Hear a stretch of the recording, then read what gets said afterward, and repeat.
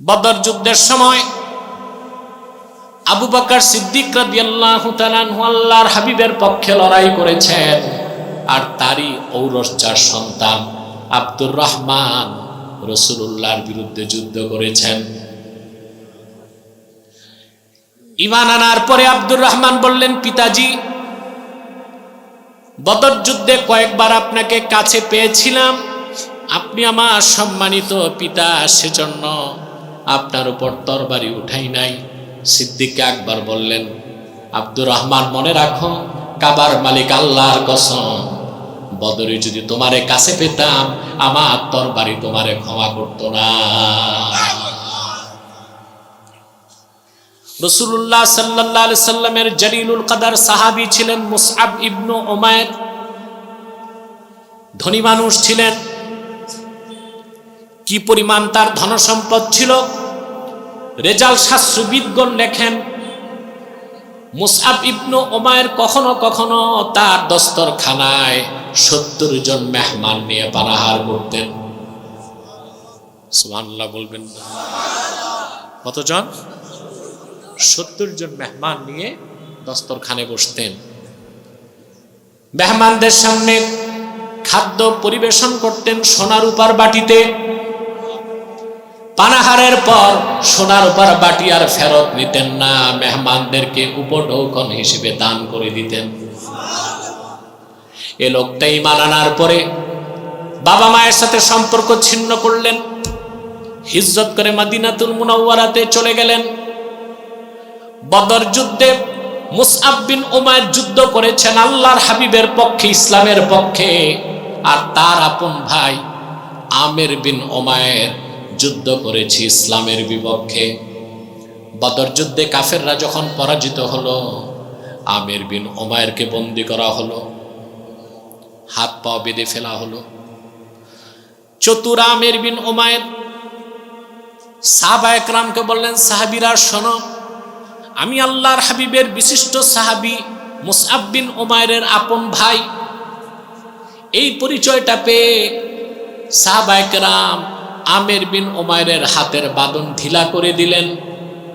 সকালবেলা সাহাবায়ে কেরাম মুসআব বিন উমাইরকে, আমির বিন উমাইরের হাত পায়ের বাঁধন আমি ঢিলা করে দিয়েছি।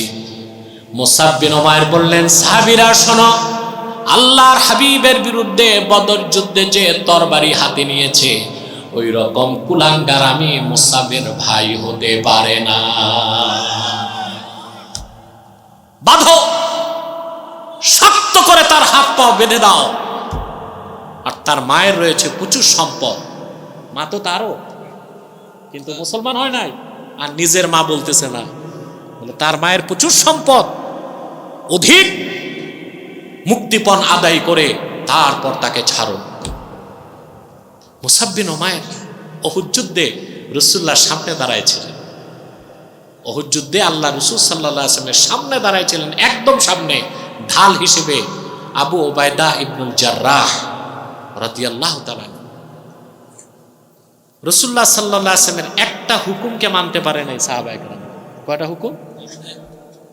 রাসূলুল্লাহ সাল্লাল্লাহু আলাইহি ওয়াসাল্লাম তীরন্দাজ সাহাবীদেরকে বলেছিলেন, আমার পরবর্তী নির্দেশের আগে এই স্থান ত্যাগ করবা না। উহুদ যুদ্ধে বিজয় চলে আসছে, তীরন্দাজরা ইজতিহাদ করছে। কি করছে? যে যুদ্ধ তো শেষ হয়ে গেছে, এখন তো সরতে পারি, গনিমতের মাল আমরা একটু নেই। বাস, আল্লাহর হাবিবের একটা হুকুম অমান্যের কারণে বিপর্যয় চলে আসে। একজন দুজন নয়, ৭০ জন সাহাবী শাহাদাত বরণ করলেন। কাফেরেরা আল্লাহর হাবিবের দিকে এগিয়ে আসতে লাগলো। আল্লাহর হাবিবের সামনে ঢাল হিসেবে দাঁড়ায় গেলেন আবু উবাইদা ইবনুল জাররাহ। রিজাল শাস্ত্রবিদগণ লেখেন, একটি নয়, দুইটি নয়, তার শরীরে ৯০টার বেশি আঘাত লেগেছিল।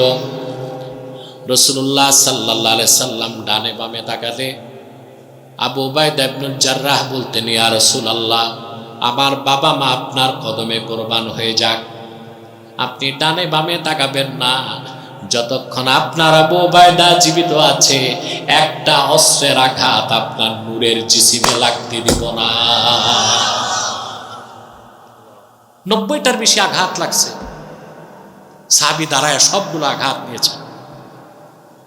আবু উবাইদা ইবনুল জাররাহ বেঁচে গেছিলেন, এজন্য রাসূলুল্লাহ সাল্লাল্লাহু আলাইহি ওয়াসাল্লাম তাকে বলতেন জীবিত শহীদ।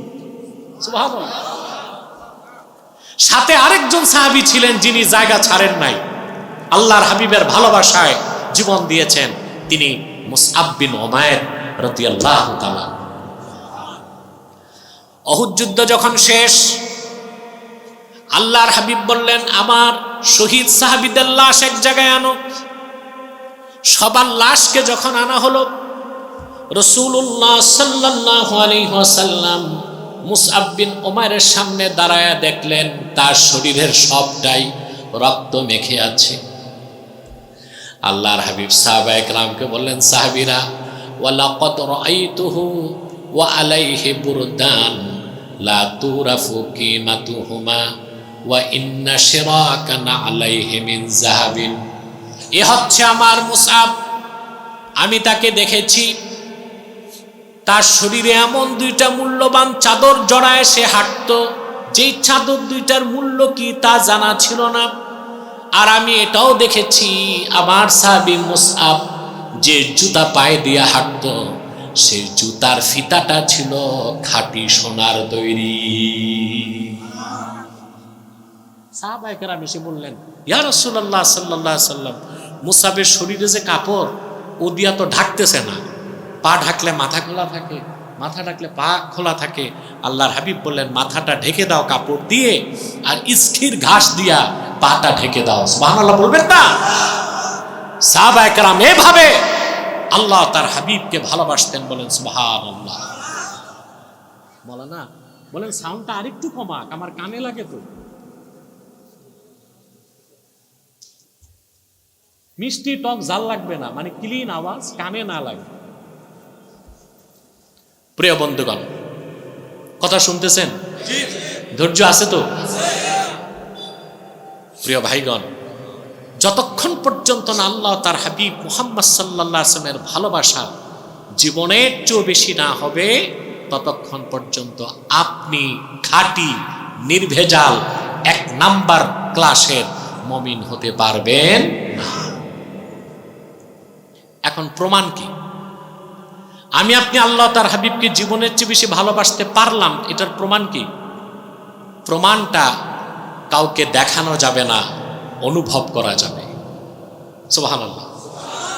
আমি বলবো, আলামত বলবো। আল্লাহর হাবিব ইরশাদ করেছেন,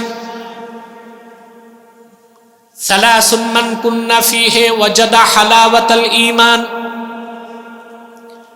3টি খাসলত আমার যে উম্মতের মধ্যে একত্রিত হয়ে যাবে, আমার সে উম্মত ঈমানের মধুর স্বাদ পেয়ে যাবে। কয়টা খাসলত? 3টা। 1, মান কানা আল্লাহু ওয়া রাসূলুহু আহাব্বা ইলাইহি মিম্মা সাওয়াহুমা। প্রথম খাসলত হচ্ছে যে ব্যক্তির নিকট আল্লাহ তার রাসূল সবকিছুর চেয়ে অধিক প্রিয় হবেন। সুবহানাল্লাহ। ওয়ামান ইউহিব্বুল মারআ লা ইউহিব্বুহু ইল্লা লিল্লাহ। দ্বিতীয় খাসলত হচ্ছে ব্যক্তি কাউকে ভালোবাসবে আল্লাহর সন্তুষ্টির জন্য। আমাদের মধ্যে এই খাসলতটা আছে? জি না, খুব কম, খুব কম। এই যে যারা মিছিল মিটিংয়ে যে জীবন দিচ্ছে, আল্লাহ তার রাসূলের জন্য দিচ্ছে না নেতার জন্য, দলের জন্য? ঠিক না? এখন তো নেতার অভাব নাই, নারায়ণগঞ্জে তো হাঁটাই যায় না, এত নেতাদের শোডাউন। মোটরসাইকেল শোভাযাত্রা যাচ্ছে, কে যাচ্ছে? বলে হুজুর চিনবেন না, এটা হকি স্টিক বল্টু। এদের নামগুলো এইরকমই হয়। নাম কি? হকি স্টিক বল্টু। তো পিছে কারা? বলে ওরা হচ্ছে চেলা চামুন্ডা। এই যে বৃষ্টিতে ভিজতেছে, রোদে শুকাচ্ছে, শ্রম দিচ্ছে, ঘাম দিচ্ছে, মেহনত করছে, শুধুই নেতার জন্যে না, মুমিন তার জীবনকে ওয়াকফ করবে শুধু আল্লাহ তার রাসূলের জন্য। ঠিক না? যুবকদের অনেকে আত্মহত্যা করে। কি করে? আত্মহত্যা করে কেন? কোনো মেয়ে ছ্যাঁকা দিছে, বিষ খেয়ে মরে গেছে। কেন মরলো? বলে হুজুর কুতকুতি বেগমকে ভালোবাসতো তো, রিফিউজ করে দিছে, আত্মহত্যা করছে।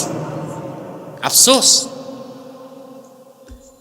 আত্মহত্যাকারী কাফের নয়, তবে তার শাস্তিটা কাফেরের চেয়ে কম নয়। এটা মনে রাখবেন যুবকরা, আত্মহত্যাকারী কাফের নয়, কিন্তু আত্মহত্যাকারীর চেয়ে তার শাস্তি কম নয়, অনন্তকাল তাকে জাহান্নামে জ্বলতে হবে। ফিকহুল হানাফিদের মতে, ফিকে হানাফির মতে আত্মহত্যাকারীর জানাজা দেওয়া যাবে। কেউ কেউ বলছেন না, তার জানাজা নাই, কিন্তু মুফতাবিহি কওল হচ্ছে তার জানাজা হবে। তবে কোনো আলেমে তাকি পরহেজগার লোক তার জানাজা পড়াবে না। এটি বোঝা যায় আত্মহত্যাকারী কাফের না হলেও কতটা নিন্দিত। যুবকরা এই কাজ করবা? কথা বলে না। জীবন দিতে হবে কার জন্যে? আল্লাহ তার হাবিবের ভালোবাসায় জীবন উৎসর্গ করাই মুসলমানের কাজ। দ্বীনের স্বার্থে, ইসলামের স্বার্থ রক্ষায়, ইমানের স্বার্থে, ঠিক কিনা? তাহলে আল্লাহ 3 নম্বর খাসলত কি? ইমানের মধুর স্বাদ পাবে কোন ব্যক্তি? যার কয়টা খাসলত থাকবে? প্রথম হচ্ছে আল্লাহ তার রসুলের ভালোবাসা হবে জীবনের চেয়েও বেশি। দ্বিতীয়, সে কাউকে ভালোবাসবে কার জন্যে? 3 নম্বর খাসলত হচ্ছে ওমাই ইয়াকরাহু আইয়াউদা ফিল কুফরে বাদা ইদ আনকাযাহুল্লাহ কামা ইয়াকরাহু আইয়ুলকা ফিন নার। ব্যক্তি মুসলমান হওয়ার পর আবার কাফের হওয়াকে ওই রকম অপছন্দ করবে জীবন্ত তাকে আগুনে নিক্ষেপ করাকে যেইভাবে অপছন্দ করে। অর্থাৎ সে তার জীবন দিবে, ঈমান দিবে না। আমার ভাইয়েরা, এখানে কথা কেন? হ্যাঁ, আদব তমিজ নাই।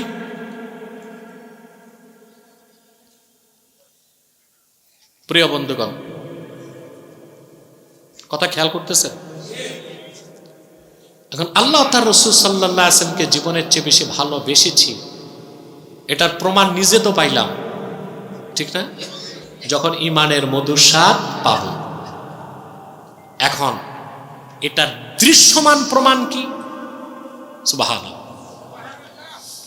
আল্লামা বদরুদ্দিন আইনি বুখারী শরীফের শরহ উমদাতুল কারিতে, ইবনে হাজার আসকালানি ফাতহুল বারিতে, ইমামে কাসতালানির ইরশাদুস সারিতে, বুখারী শরীফের 3টি কিতাবের মধ্যে এসেছে ইন্না সামারাতা মাহাব্বাতিল্লাহি আযজা ওয়া জাল্লা ইমতিসালু আওয়ামিরিহি ওয়া সামারাতা মাহাব্বাতি রাসূলিল্লাহি সাল্লাল্লাহু আলাইহি ওয়াসাল্লাম ইত্তিবাউ সুন্নতিহি ওয়াল মুলাযামাতু বিশরিয়াতিহি।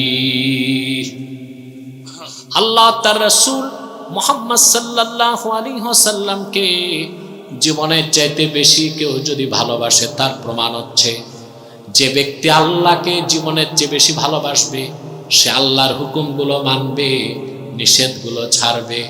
যে ব্যক্তি মুহাম্মদ সাল্লাল্লাহু আলাইহি সাল্লামকে ঈমান আনার পরে জীবনের চাইতে বেশি ভালোবাসবে সে মুহাম্মদ সাল্লাল্লাহু আলাইহি সাল্লামের ইত্তেবা করবে, ওনার শরীয়তকে দাঁত দিয়া কামড় দিয়া ধরবে।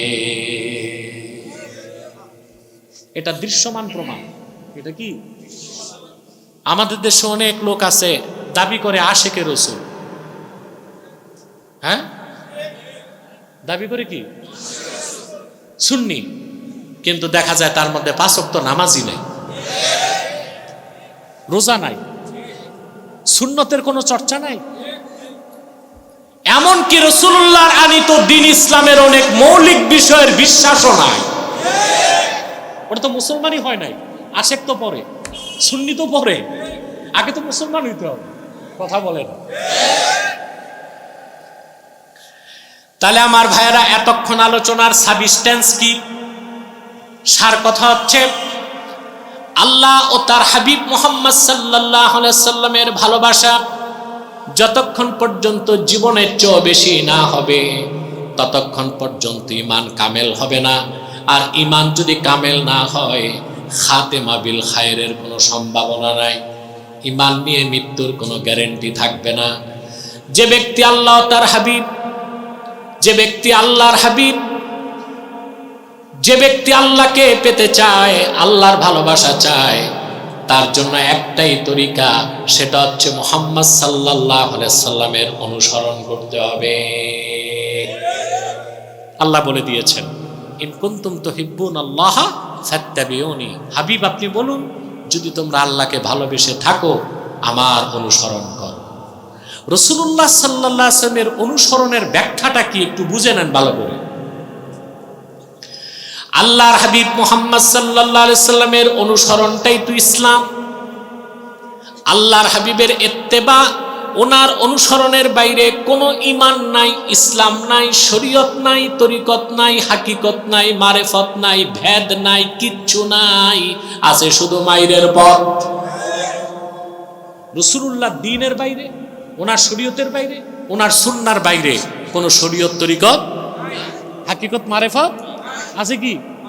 মাইরের পথ কি আছে? বাংলাদেশে অনেক ভণ্ড পীর আছে, দেখবেন বলবে ভেদ আছে, ভেদ। আলেমরা বুঝবে না এটা ভেদ আছে। কি আছে?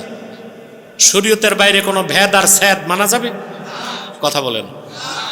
রাসূলুল্লাহর ইত্তেবা অনুসরণের বাইরে, ওনার আনিত দ্বীনের বাইরে, ওনার আনিত শরীয়তের বাইরে, ওনার সুন্নাহের বাইরে কোনো শরীয়ত নাই, তরিকত নাই, হাকিকত নাই, মারেফত নাই, ভেদ নাই, স্যাদ নাই, কল্যাণ নাই, মুক্তি নাই, নাজাত নাই, শুধুই ব্যর্থতা আর অকৃতকার্যতা। রাসূলুল্লাহর ইত্তেবার অর্থটা কি আমি এক কথায় বলে দিচ্ছি। আল্লাহর হাবিব মুহাম্মদ সাল্লাল্লাহু আলাইহি ওয়াসাল্লাম ১৫০০ বছর আগে যেটা পছন্দ করেছেন আল্লাহ, সেটা দ্বীন বানায় দিয়েছেন।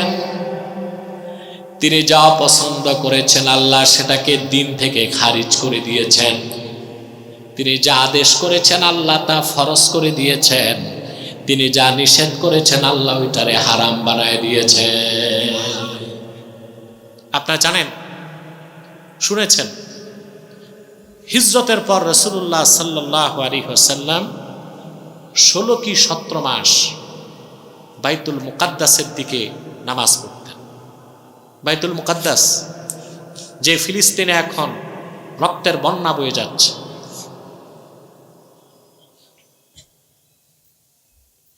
আমার দুঃখ লাগে যখন ফিলিস্তিনি ইসলামের স্বার্থ রক্ষায় যুবক, বৃদ্ধ, আবাল বৃদ্ধ বলিতা জীবন উৎসর্গ করছে, আর আমাদের দেশে আমরা অনেক মোল্লা মৌলবী পীর সাহেবরা ভালো ভালো খেয়ে অল্প পয়সায় বিক্রি হয়ে যাচ্ছে।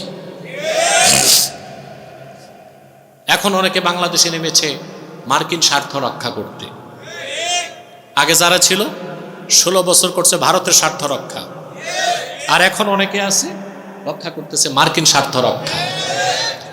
বাংলাদেশ সংখ্যাগরিষ্ঠ মুসলিম রাষ্ট্র, বাংলাদেশ ভারতীয় আধিপত্যবাদকেও মেনে নিবে না, মার্কিন আগ্রাসনকেও মেনে নিবে না এক মুহূর্তের জন্য।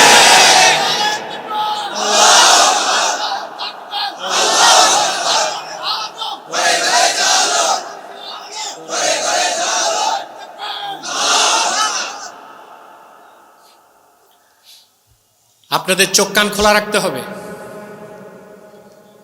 আমরা দেশকে ভালোবাসি কেন? দেশ কি?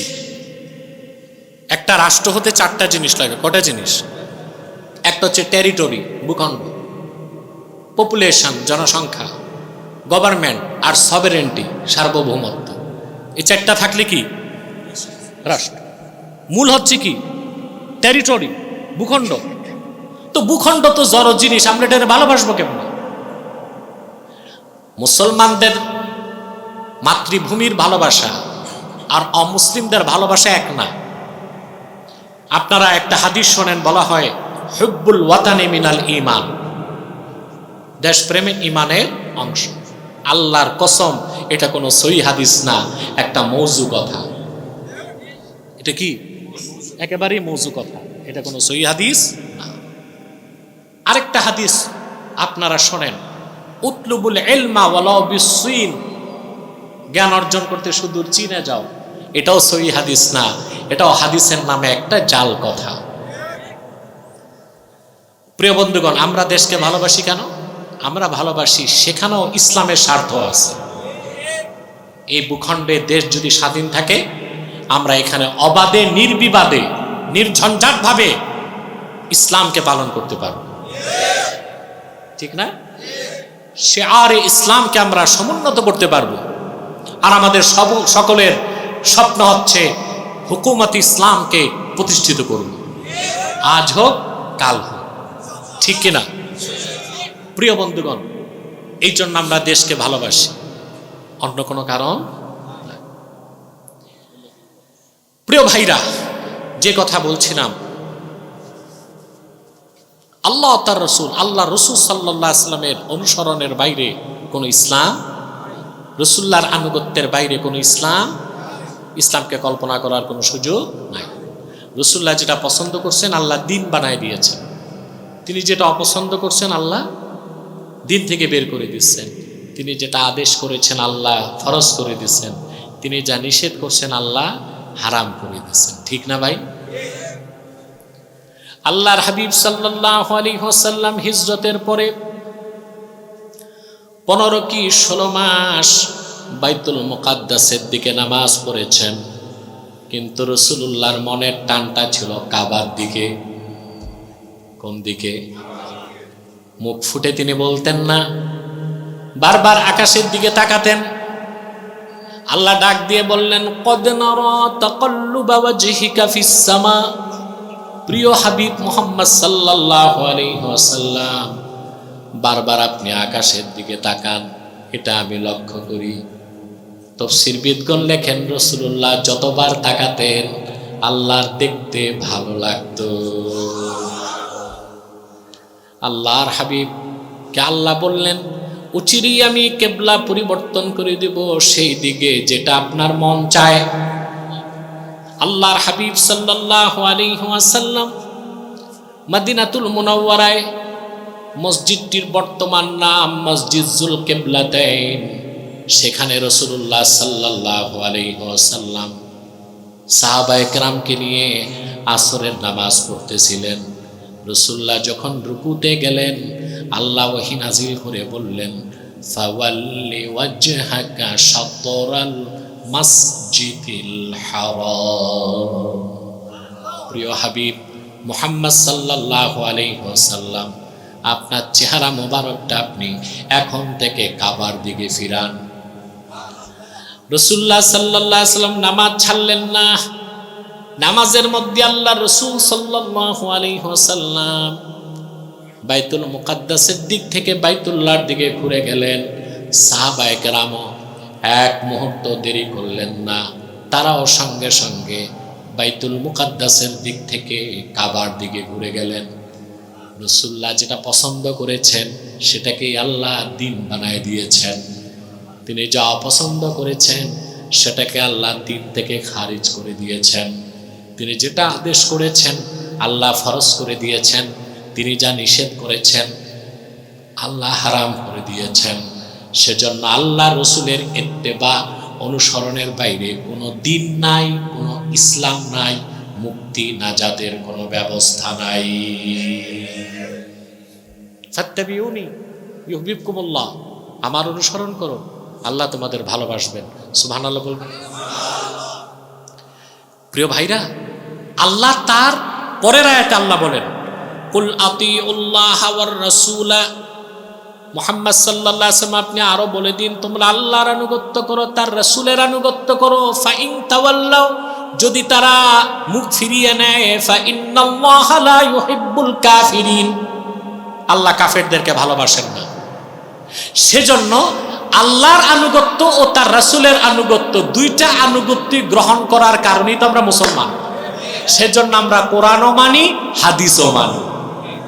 এখন যারা শুধু কোরআন মানে হাদিস মানে না, আল্লাহর ফতোয়ায় তারা মুসলমান না কাফের? আমার ফতোয়া? কার ফতোয়া? হাদিস কেন মানি? আল্লাহর হুকুম, মা আতাকুমুর রাসূলু ফাখুযুহু, ওমা নাহাকুম আনহু ফান্তাহু, আমার প্রিয় রাসূল, আমার দোস্ত মুহাম্মদ সাল্লাল্লাহু আলাইহি সাল্লাম যা এনেছেন তা গ্রহণ করো, যা হুকুম করেছেন তা মানো, যা নিষেধ করেছেন তা ছাড়ো। সেজন্য আল্লাহ রাসূল সাল্লাল্লাহু আলাইহি সাল্লাম যত হুকুম করছেন, আদেশ করছেন, নিষেধ করছেন, বিধান দিয়েছেন, সব তো আর কোরআনে আসে নাই, বাকিগুলো হাদিসে না। সেজন্য মুসলমান হতে হলে কোরআনও মানতে হবে, হাদিসও মানতে হবে। হাদিস অস্বীকারী নিঃসন্দেহে কাফের, তাতে কোনো সন্দেহ। এখন এই যে ফিতনা বেরিয়েছে আহলে কোরআন, এরা আহলে কোরআন না আহলে শয়তান? জোরে বলেন কি? আহলে শয়তান।